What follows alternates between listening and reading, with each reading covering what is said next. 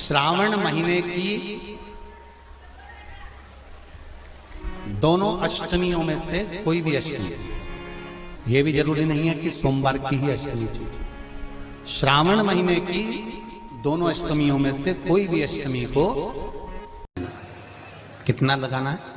बीच वाला जो पत्ता है उस पर पीला चंदन। जब आपको लगे कि मेरा जीवन बहुत कष्टमय है, अब ये रोग, अब ये कष्ट दूर ही नहीं हो रहा, अब ये आए दिन तकलीफ पर तकलीफ बढ़ती जा रही है, आए दिन रोग बीमारी, पैसा घर में बच नहीं रहा, बहुत कष्टमय जीवन है, इसमें लगाओ पीला चंदन बेलपत्री की बीज पत्ती पर।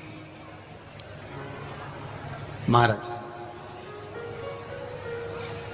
और बीज पत्ती पर जब चंदन लग जाए, लगने के बाद में ये दोनों पत्ती पर लाल चंदन लगा लीजिए। इन दोनों पत्ती के बीच में जो डंडी का भाग होता है, पत्ती से लेकर जो दो पत्तियां होती हैं, इनके बीच में जो जगह बचती है, इसमें मां पार्वती के 64 योगनियां, मां पार्वती अपनी पूर्ण सिद्धि के साथ में जितनी भी देवी के स्वरूप हैं, वो माता 64 योगनियां देवी के स्वरूप में यहां पर विराजमान होती हैं। दो पत्ती के नीचे से जो डंडी होती है नीचे तक, ये पूरी डंडी में 33 कोटि देवी देवताओं विराजमान होते हैं इस पूरी डंडी के अंदर। तो ये बीच वाली पत्ती है, ये जो बीच वाली पत्ती का जो भाग होता है, इस पत्ती के भाग में शहद का प्रयोग कर कर, यहां पीला चंदन, लाल चंदन, शहद का प्रयोग कर कर, इसी तरह से पकड़कर ये बेलपत्री की जो डंडी है वो अशुक सुंदरी पर जब आप समर्पित करें, तो जहां से जल बहता है उस ओर पर इस पत्ती को चढ़ाकर केवल आपके हृदय की बात कहकर देवाधिदेव महादेव से कोई भी शिव जी का मंत्र, पंचाक्षर नमः शिवाय, षडाक्षर ओम नमः शिवाय, श्री शिवाय नमस्तुभ्यम, या महामृत्युंजय मंत्र, जो शिव का मंत्र हो आपके पास में, उसको बोलते हुए देवाधिदेव महादेव को धीरे धीरे जल की धार चढ़ाना प्रारंभ करो। जल की धार जब पूर्ण होने लगे, उसमें थोड़ा जल बचे, तब अशुक सुंदरी पर जो तुमने बेलपत्र चढ़ाई है, वहां उस जलधार को चढ़ाए। ये प्रयोग आपको केवल सोमवार की अष्टमी पढ़ने पर ही करना है। कौन से दिन करेंगे? जम के बोलिए जरा। सोमवार की अष्टमी पढ़ने। और धतूरे का फूल,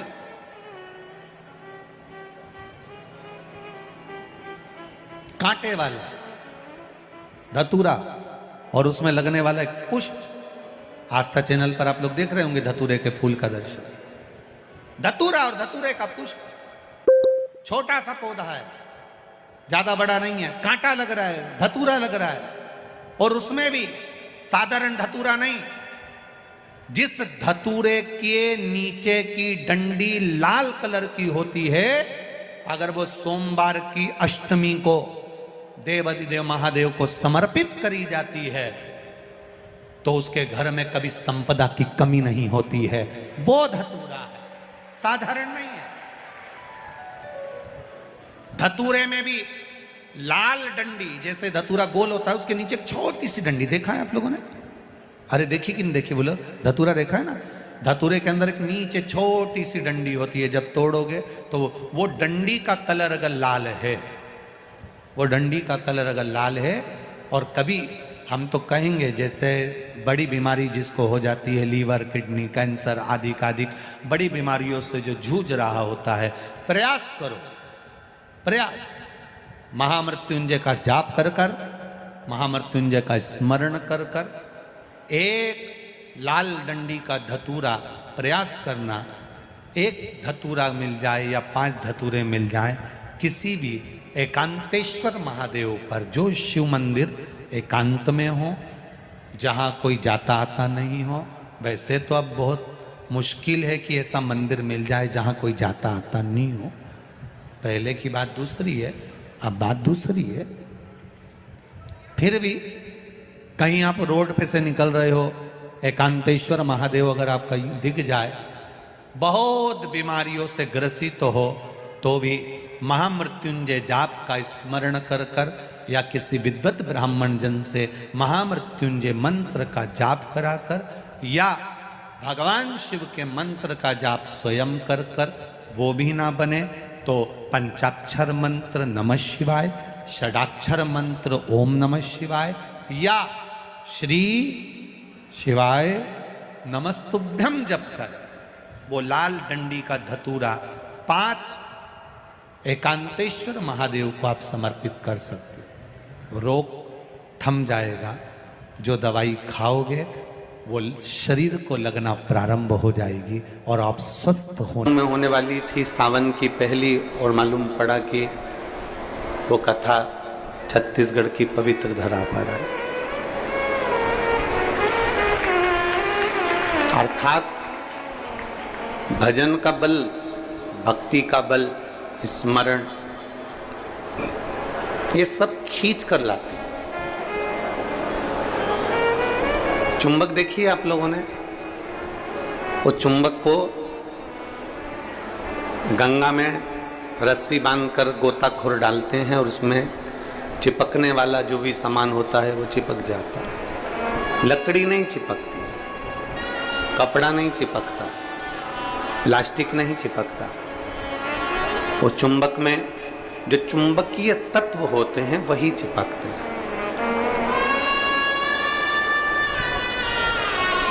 हम तो ये मानते हैं कि सावन के महीने में भी भोलेनाथ एक, जैसे लोग गंगा जी में चुंबक फेंकते हैं और उसमें जो चिपक गया वो चिपक गया, उसी तरह भोलेनाथ भी सावन के महीने में शिव महापुराण रूपी चुंबक को डालकर हिलाते रहते हैं।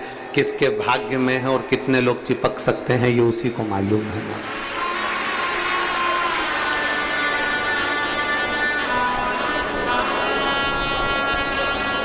72 साल बाद ऐसा सावन आया है, और उस सावन में अगर भगवान की अविरल भक्ति हमारे मुख से हो रही है, भजन हमारे मुख से हो रहा है, कीर्तन हमारे मुख से हो रहा है, तो आप और हम तो सब शिव के चरणों के दास हैं।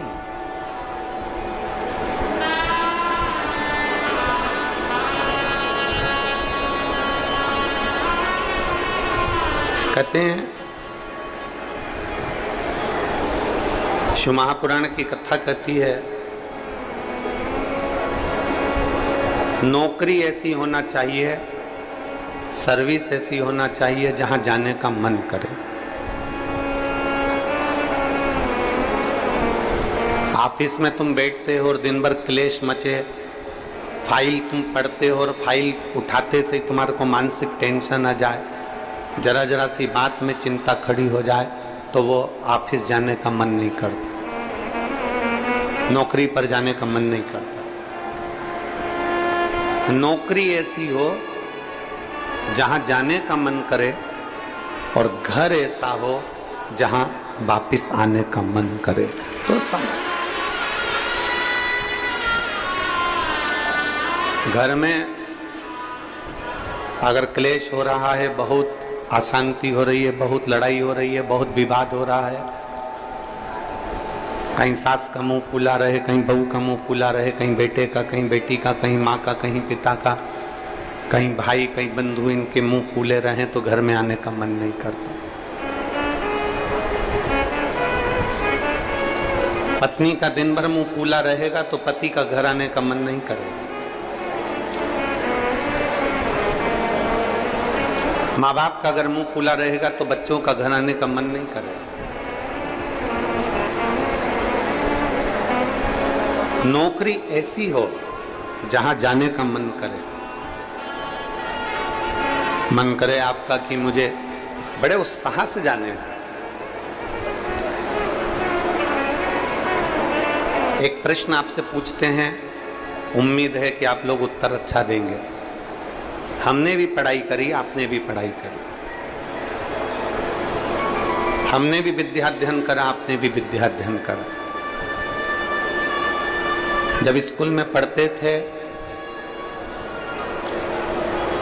मैथ का सब्जेक्ट आता या साइंस का आता, इंग्लिश का आता, कोई सब्जेक्ट जब सामने आता तो कोई टीचर इतना अच्छा होता था कि उसके सब्जेक्ट में भले मन ना लगे पर उसके सब्जेक्ट में बैठने का मन जरूर करता था।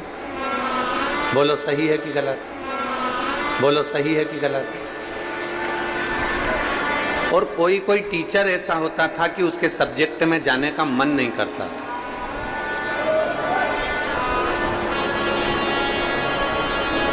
उनके सब्जेक्ट में जाने का मन नहीं करता।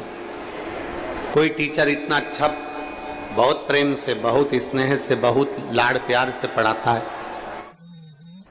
बहुत स्नेह से पढ़ाता है, तो उसके यहाँ जाने का मन कर जाता है। और कोई कोई टीचर ऐसा होता है कि वो पढ़ाता है पर उसके अंदर इतना क्रोध, इतना गुस्सा है, कहीं मारना, कहीं ठोकना, कहीं अपशब्द कहना, कहीं कुछ कहना, तो मन ही नहीं करता कि उस टीचर के पास में जाकर बैठा। पढ़ना है आपको, सारे सब्जेक्ट पढ़ना है आपको, और प्रत्येक सब्जेक्ट को आपको तैयार करना है, प्रत्येक सब्जेक्ट आपको पढ़ना है, पर आप उस टीचर के सब्जेक्ट में नहीं जाओगे। प्रत्येक सब्जेक्ट आपको पढ़ना है, प्रत्येक सब्जेक्ट आपको धारण करना है, पर आप उसके सब्जेक्ट में नहीं पहुंचोगे। बस जैसे स्कूल में कोई टीचर अच्छा है तो उसके सब्जेक्ट को पढ़ने के लिए आप जरूर जाते हो, उसी तरह नौकरी ऐसी हो जहां जाने का मन करे आपका।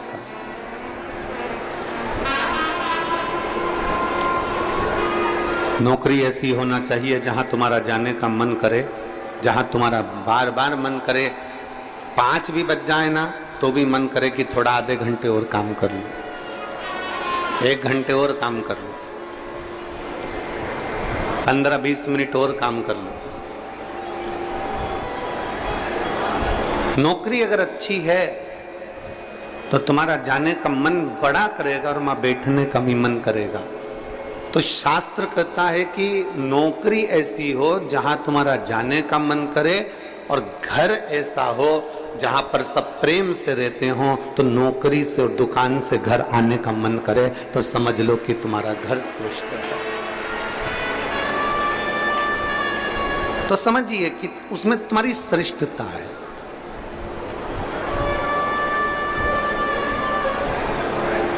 जरा जरा सी बात में अगर क्लेश हो रहा है, जरा जरा सी बात में अपशब्द बोले जा रहे हैं, तो वो श्रेष्ठता नहीं बनती। लोरमी वालों ने भी बहुत व्यवस्था कर रखी थी, परंतु कीचड़ इतना है, मिट्टी काली है, पानी पड़ा हुआ है, इसलिए प्रशासन भी उस चीज को हाँ नहीं भर पाया, क्योंकि उनको दिखता है कि इतना लाखों में। अब आप देखिए कि 3 पंडाल बड़े बड़े डूम भरे पड़े हुए हैं, उधर भी बाहर भक्त हैं, उधर भी बाहर भक्त हैं, और इधर देखोगे तो चारों तरफ बाहर पूरे के पूरे भक्त भरे पड़े हुए हैं। प्रशासन भी ये चीज देखता है कि इतने शिव भक्त आएंगे तो वो आराम से कथा सुने, आराम से रहें, आराम से खाएं, आराम से अपना भजन कीर्तन करें, और आराम से कथा श्रवण कर कर अपने अपने घर को जाएं, किसी को कोई कष्ट ना हो। ये प्रशासन भी देखता है।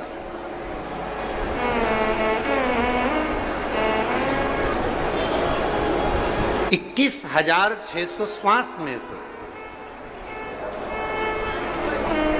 21,600 श्वास जो चल रही है, उसमें से जितनी श्वास हम परमात्मा को दे सकते हैं उतना दीजिए। हम जितना भजन कर सकते हैं उतना भजन करें, हम जितना स्मरण कर सकते हैं उतना स्मरण करें। और तेरी कृपा बिना न हिले एक भी अणु, लेते हैं श्वास तेरी कृपा से तनो तनो। हे गंगाधार मुक्ति द्वार ओंकार तू, बोले ओंकार तू। आयो शरण तेरा